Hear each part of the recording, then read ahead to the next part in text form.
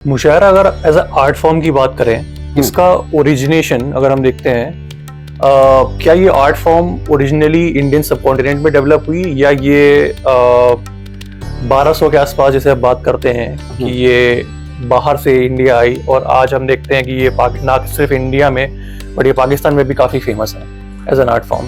देखिए मैं आपको बताऊं, आप ये तो कह सकते हैं कि शायरी जो है वो अरब में, जहाँ के लोग अरबी बोलते हैं, तो वो अपनी जबान में उस जमाने में बहुत बड़े बड़े शायर हुआ करते थे।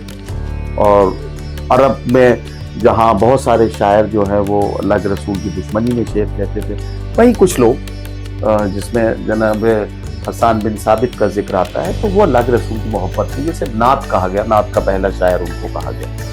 तो ये अलग जबानों की बात है। लेकिन मैं एक चीज यहाँ आपको क्लियर कर दूं कि जहां तक उर्दू का ताल्लुक है, उर्दू 100% बल्कि मोर देन 100% मैं आपको दावे के साथ कह सकता हूँ कि ये वो जबान है जो इसी मुल्क हिंदुस्तान में पैदा हुई है, यहीं ये पली बड़ी है और यहीं इसने परवरिश पाई है। और जहां तक उर्दू शायरी का सवाल है, तो जाहिर है कि वो जबान के बाद ही उर्दू शायरी होगी।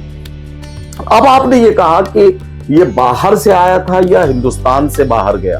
उर्दू शायरी का जहां तक ताल्लुक है, उसका ओरिजिन इंडिया है, हिंदुस्तान है, और हिंदुस्तान से ही ये फन हिंदुस्तान के बाद दूसरे मुल्कों में गया है। क्लासिक से कंटेम्प्रेरी तक आज के दौर की अगर बात करें तो आपको क्या तब्दीली लगती है दोनों आर्ट फॉर्म में? कैसे ये चेंज हुआ है क्लासिक से कंटेम्प्रेरी? देखिए, जहां तक क्लासिकल और कंटेम्प्रेरी का सवाल है, मैं एक चीज यहाँ क्लियर करूं। जहां तक क्लासिकल का सवाल है, ये गजल का और शायरी का रिवायती रंग है। जहां गजल का जो डिफाइन करते थे हम गजल को पहले, जो हमारे असातिज़ा ने हमें पढ़ाया और बताया, उसमें कहा गया कि गजल जो है वो महबूब से बात करने का नाम है या महबूब की बात करने का नाम है।